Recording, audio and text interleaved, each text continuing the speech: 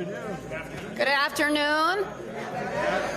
All right. So it is a great day in Connecticut. We are so happy to be joined by our many partners in the state legislature, Senator May Flexer, Senator Matt Lesser, Representative Josh Hall, Representative Jerry Reyes, Representative Matt Ritter, Representative Winkler, Representative Josh Elliott, Senator Julie Kushner, Representative Bob Godfrey, Representative Robin Porter, Representative Tony Walker, our great commissioner, Kurt Westby, and our many advocates who can barely fit up here with us.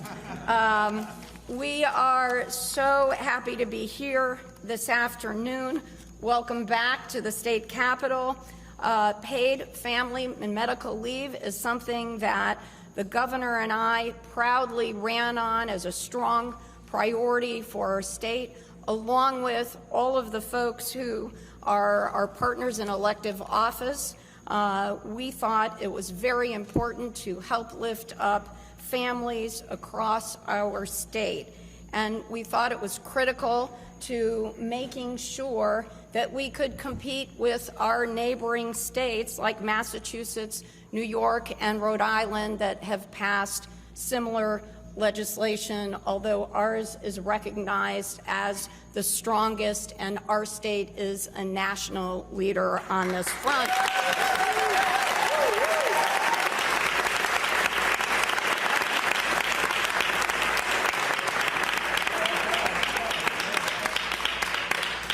And so this is important also because if we want to be competing to bring new businesses to our state, to bring millennials to our state, this is something that will be very important to making both of those things happen, as well as to starting to address the gender pay gap in our state.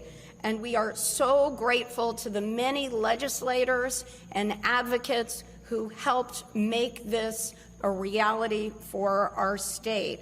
And our first speaker decided that this legislation was so important that it would be called SB 1. It is my pleasure to bring Senator Marty Looney to the podium. Thank you. Thank you. Thank you so much, Madam Lieutenant Governor, for your advocacy on this issue and support for the campaign, throughout the campaign and thereafter. This has been a priority of our Senate Democratic Caucus for a long time. And as the Lieutenant Governor said, designating it as Senate Bill number 1 was a manifestation of that concern. This is critically important for Connecticut's future because we now will be in a position, once this program is underway, that people will not have to live in fear of an illness to themselves or a family member and have to choose between finding a way to work every day and taking needed time off to care for a relative, being either worried about economic loss or being racked with guilt for not being there to take care of a sick relative. So other states around us have made this choice. It is a way for us to be competitive, to send a message that Connecticut cares about its workforce, that we think more broadly about the lives of people working in Connecticut. If we were not to pass this bill this year, and looking ahead now to the imminent signing of it by Governor Lamont, we would be in a position, if we were looking for a new state slogan, our slogan might have to be, "Welcome to Connecticut."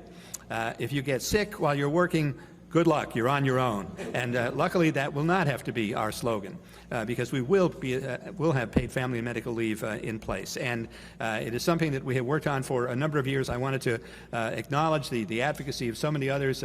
Our Speaker of the House, Joe Arasimowicz, who has been a staunch champion of this, the superb Majority Leader of the House, Matt Ritter, who is here with us, my partner in leadership in the State Senate, Majority Leader Bob Duff, and the two wonderful chairs of the Labor and Public Employees Committee from which this bill emanated, Senator Julie Kushner and Representative Robin Porter.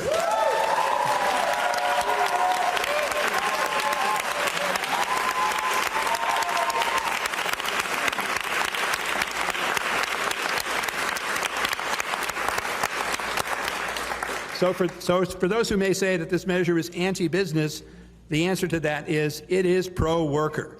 And I think this is something that we can really justifiably celebrate today as a true achievement of the 2019 session. Thank you. Thank you.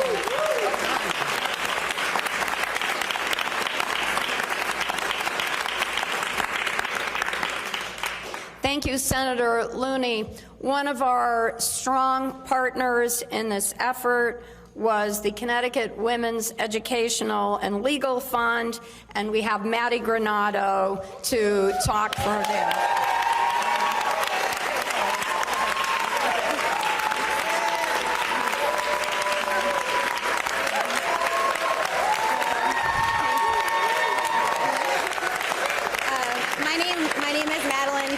I work for the Connecticut Women's Education and Legal Fund, and I'm really proud to serve as the campaign director for the Connecticut Campaign for Paid Family Leave. First, I'd like to thank Governor Lamont and Lieutenant Governor Byswitz for prioritizing paid leave this year and for bringing us all here today to sign the bill into law. We're all clearly really excited. The movement for paid leave here in our state was built and led by the voices of workers, too often faced with the unthinkable. Return to work and pay my bills or take the time that I need to take care of my family. Since 2013, we've heard from hundreds of workers who face this dilemma head-on every day. We heard from caregivers who couldn't be there for a family member's last moments because they simply weren't eligible to take unpaid leave. We heard from parents who struggled to balance a full-time job and still be at their young daughter's side while she struggled through cancer treatment. We heard from workers young and old battling chronic illnesses and recovering from serious surgery, all while trying to keep food on the table and stay financially afloat. These stories, as well as so many others, led to the passage of one of the most generous paid family medical leave policies in the country.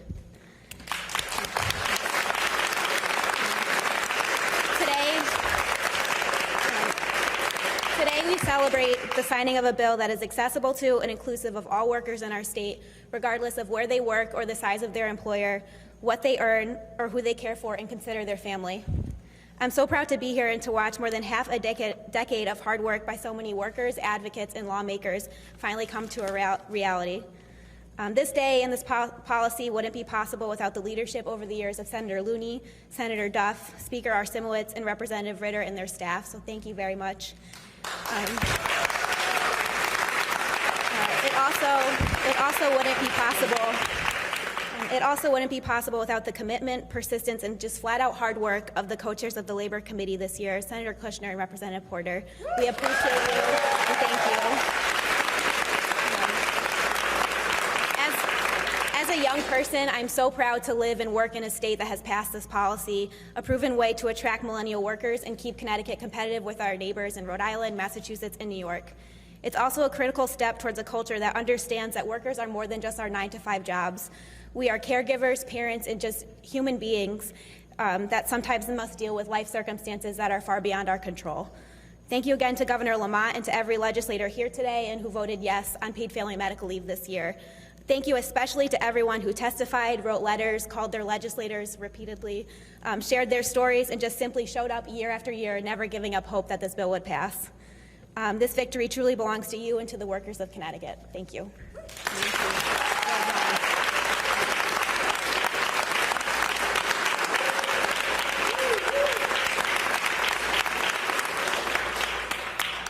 So many of us, when we were campaigning last year and when we were listening to testimony on this legislation at the Capitol, heard some heart-wrenching stories about why this new policy is so important, and we're delighted to have Carleen Wonder to share a personal story about caring for her husband. Carleen.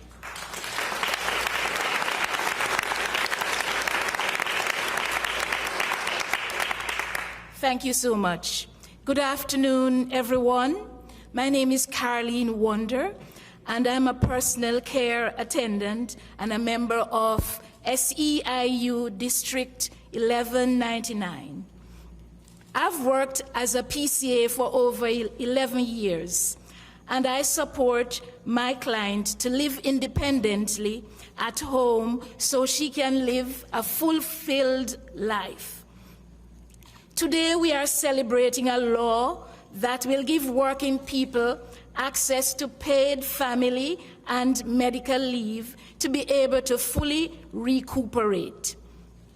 Working people like me will have the freedom to not worry about where our next meal will come from, or stress about how the bills are paid, while we focus on healing ourselves or assisting our family members in need.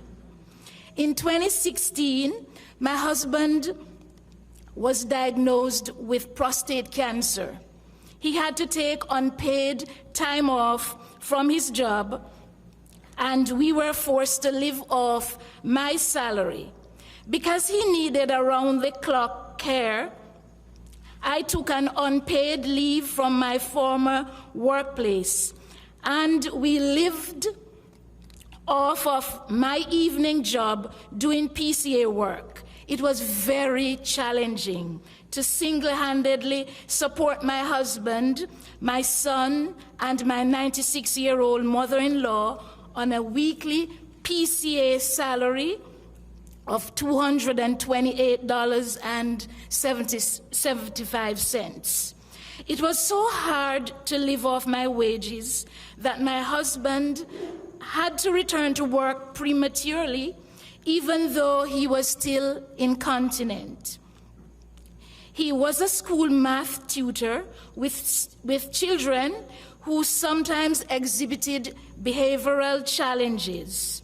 If he spoke loudly, his lower abdomen would hurt, and he would urinate. It was devastating to his sense of self, and it was devastating to me too. Some days it would get so bad that I will go into the bathroom, turn on the shower, and I pretend as if I'm coughing so my family wouldn't hear me cry. But today, we are here to celebrate the signing of a law that will provide respect and dignity for workers like my husband. If we had been able to use paid family and medical leave coverage, his body would have been able to heal properly. No one should have to go through what my husband and my family went through.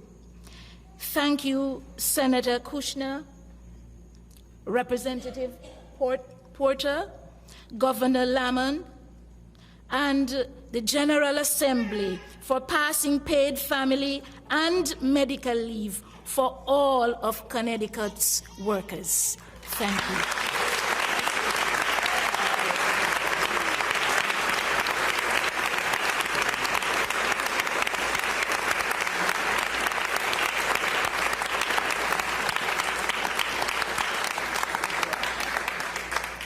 And now it's my pleasure to introduce our Majority Leader, Matt Ritter, who is just unwavering in his commitment to make sure this happened. Matt.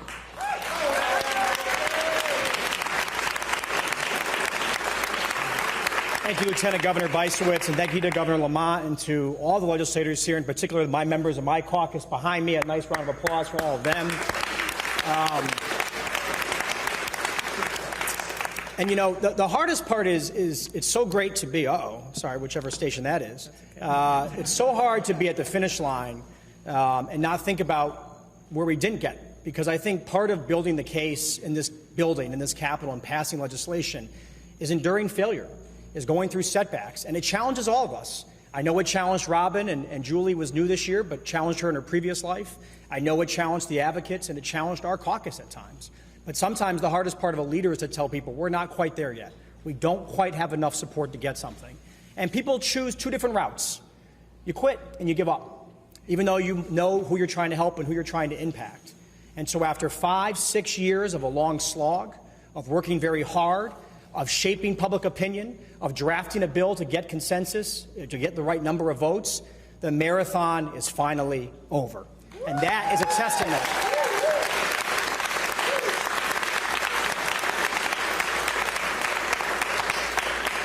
And to me, the most effective legislators, and I'm looking behind me, are those that can overcome those false starts and that disappointment in previous sessions. I'll leave it to one final thought. I don't want to become redundant. People have mentioned all the benefits of this program, and I couldn't agree more. Let me also just say that what I found most distasteful from those against it was the lack of trust of Connecticut workers. The notion that people are going to just abuse the system and commit fraud, I heard over and over again. And as I said on the House floor in my wrap-up speech, it just doesn't add up. The fraud you're going to commit is to go convince a doctor to sign a medical note for you or a loved one, make less than you'd make in your regular job, and somehow go abscond to some vacation for 3 weeks. People in Connecticut work hard. People in Connecticut are proud of the jobs that they do. People in Connecticut also want to care for their loved ones. When they have a child, they want to have time with that child. So let's not be so distrustful of one another. There are bad actors everywhere you go, both employers and employees. This is fair. It's not generous. It's a reasonable policy so that people, in my opinion, can not make those tough choices they've made in the past. But the rhetoric of anti-business, the rhetoric of distrust should stop. When people have those moments in life where they want to be with their loved ones or with their child, let's make it a reality, and that's what this bill does. Thank you very much.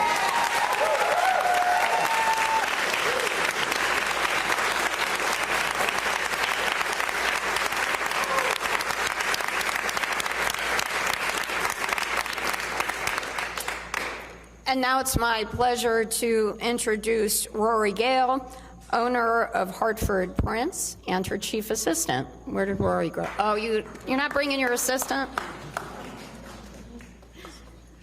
Hello, everybody. I wish that we were standing on Pratt Street right now and the sun was shining and everyone could see a turquoise store right behind me and a big sign with a heart and an exclamation point. I am the owner of Hartford Prince, and I am so proud to be here after a very long road. I know everyone in this room worked very hard, and today we get to celebrate. Although not on Pratt Street, we will celebrate just the same. So as a small business owner, I am, again, so proud that paid family medical leave is a reality in Connecticut. This program creates real choices for both workers and employers, which is just the most beautiful thing. It is hard to run a small business. As you could see, I had my 5-month-old with me today, so it's a lot of balance, it's a lot of hard work, but this bill makes it a little bit easier. We work every day at Hartford Prince to make Connecticut a more desirable place to live for all of our residents. We stand with Governor Lamont and our elected officials today because making Connecticut better means taking care of our working families. We are a small state with a big heart. So thank you, everyone, and let's continue the celebration.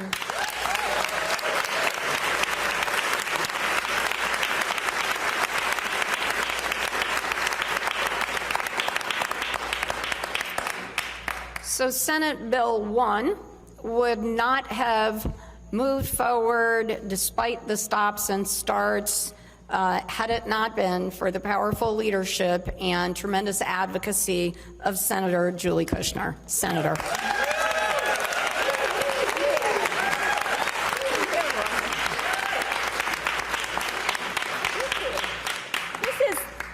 This is such a great day and such a great celebration, but I wanted to stand with these folks who have worked so hard to make this a reality.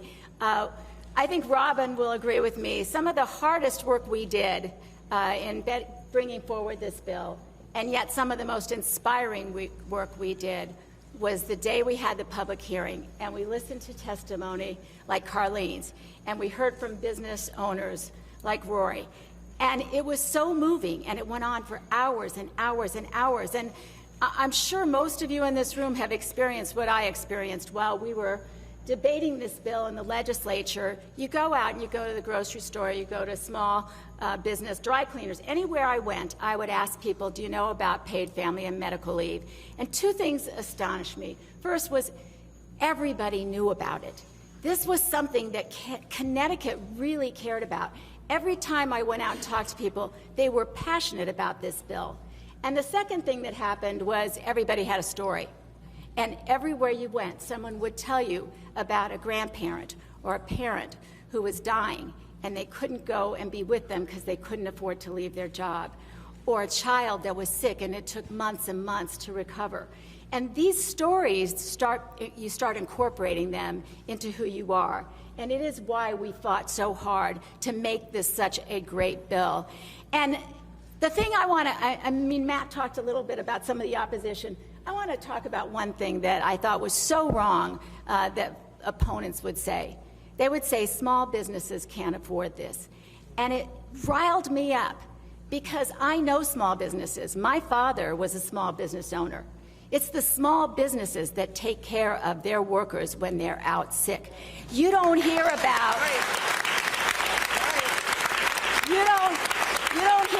a little grocery store on the corner that fires the worker when they get cancer or when their child is sick. And you don't hear about them worrying that the person that's taking the leave isn't really having a child because you've watched them grow. So it was really a false narrative. The thing about SB1 and this wonderful paid family and medical leave program is it will help small businesses as much as it helps workers, because the small businesses who make do when a worker is out sick don't have the money to pay them. And this bill will provide the sustenance, will provide the income so that people don't have to choose between their paycheck and a loved one. So I would just close by following up on our great leader in the Senate, our president, Marty Looney. And thank you, Marty, and thank you, Governor, and thank you.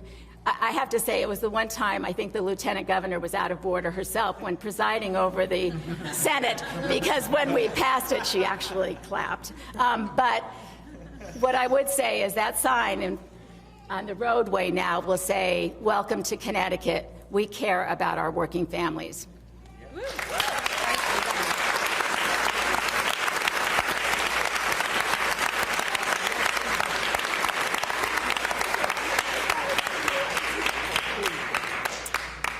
And we are so proud to have a very powerful ally in the House, the inimitable Robin Porter, State Representative. Thank you.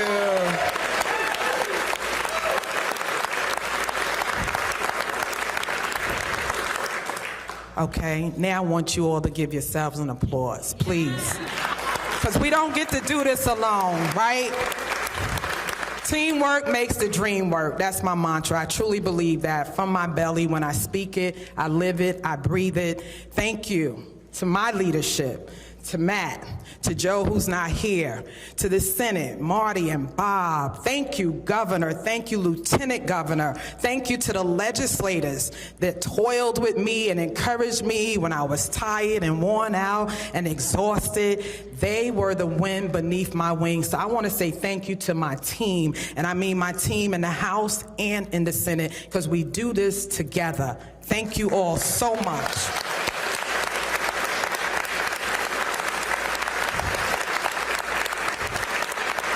It's been a long time coming. I've been here 5 years, and as long as I've been here, we've been trying to do this. So this is a sweet, sweet flavor in my mouth right now. It tastes really good, you know, like to finally get across the finish line with a product that you can be proud of, and knowing that there were concessions made along the way that enabled many to support this bill and get it done.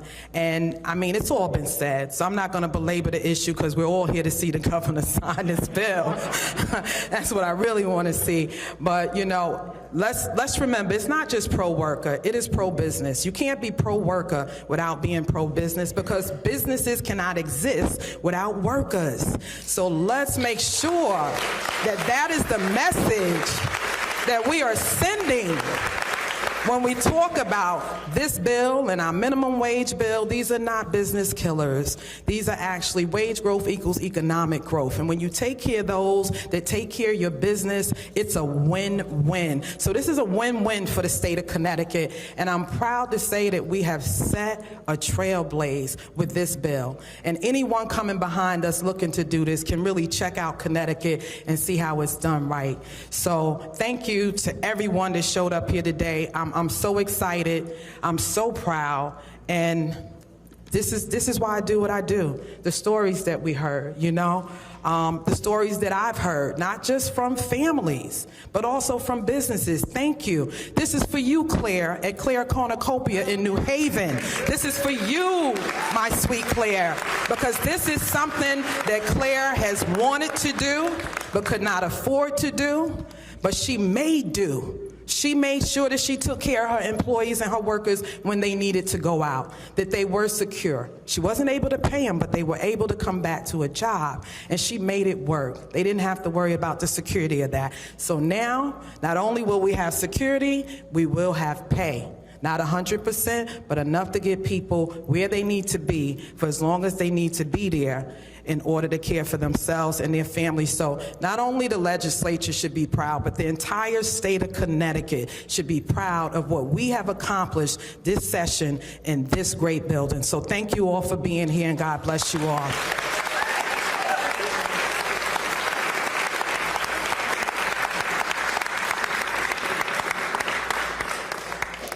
This legislation came from thousands of personal stories, and I'd like to introduce Kellen Atherton from my hometown of Middletown to tell his story.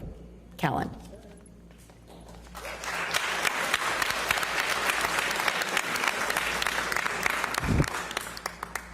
Good afternoon to all, media members, staffers, advocates, members of the legislature, Lieutenant Governor Bysewicz, Governor Lamont, friends and family.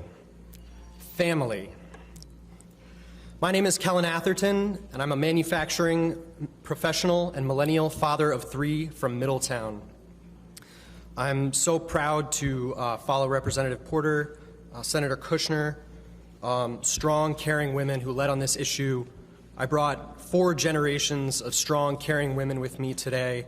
I'm so proud to be here because this issue is personal.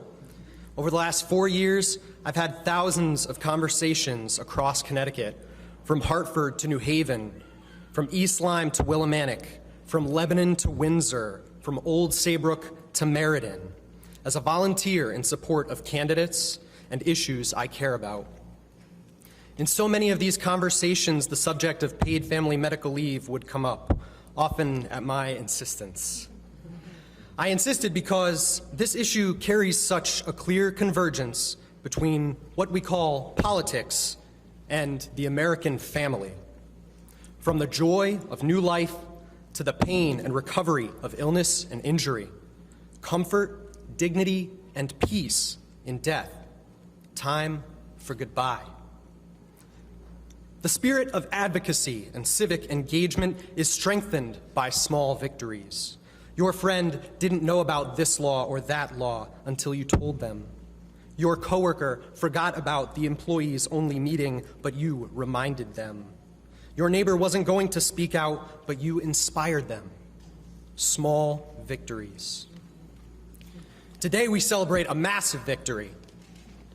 Governor Lamont, Lieutenant Governor Bysewicz, a longtime leader on this issue, members of the legislature, I hope you take this moment right now to feel confidence and pride in delivering victory on this issue. What you've delivered to the young couple expecting their first child, to the young gay person whose best friends are their family, for grandchildren now caring for the grandparents that raised them, for the cousins who have always felt so much more like brothers and sisters. What do any of us really need?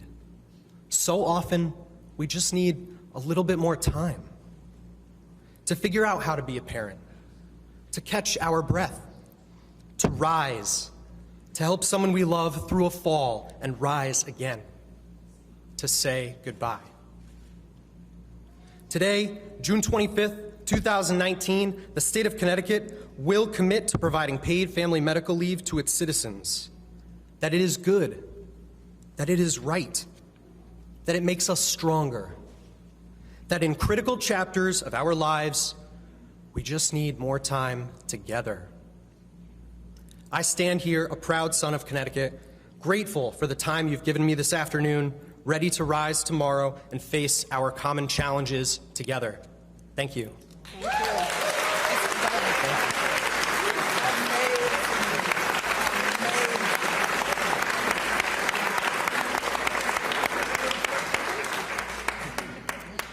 And finally, it is my great pleasure to introduce the person whose support for this legislation was unwavering throughout the campaign, who sought to make this legislation even better, my partner in government, Governor Ned Lamont.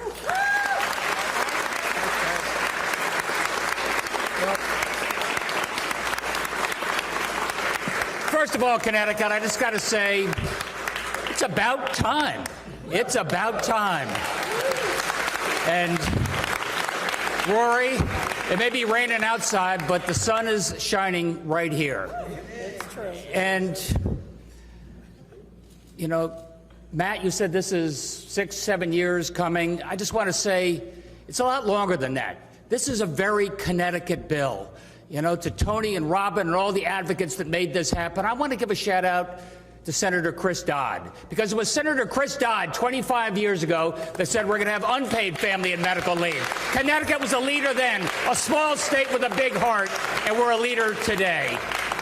And back then, when it was unpaid family and medical leave, folks would maybe take 2, maybe 3 weeks. That's all they could afford to do. And this is what this bill means. It means you can now take the time you need to care for a sick child, to care for a new child, and do what you got to do, and you don't have to choose between a job and someone you love. And I love Tony and Robin and others also saying this is a pretty good bill for small business. As was pointed out, small business, we are like a family. When somebody in our place is pregnant, we feel that, and it's an expansion of our extended family. And when somebody is sick, we feel that as well. And this is an insurance policy for small business. Look, I had my little business. You know, I'm competing with Verizon. I'm competing with AT&T. And these guys all have, you know, big fancy programs. And this allows small business to better compete. It also sends a message around the country. You want to come to Connecticut. You want to start your business in Connecticut. Connecticut recruits the best and the brightest. If you're a woman, if you've got an aging parent, you've got kids, this is a place you want to be, because we make sure we have a workplace that it respects you and everything you're doing. And we're not done. We're just getting started. And we're getting started.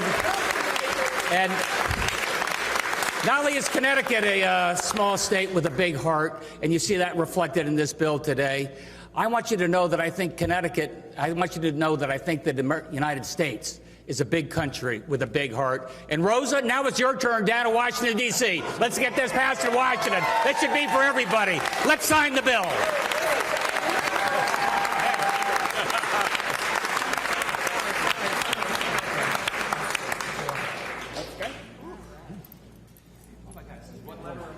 I should have worn my cool suit for the restaurant. I should have worn that lighter suit. I didn't. A little warm here. Got one outside.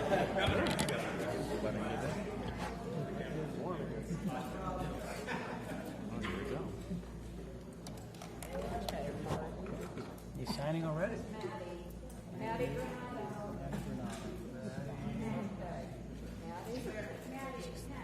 is not her pet nickname.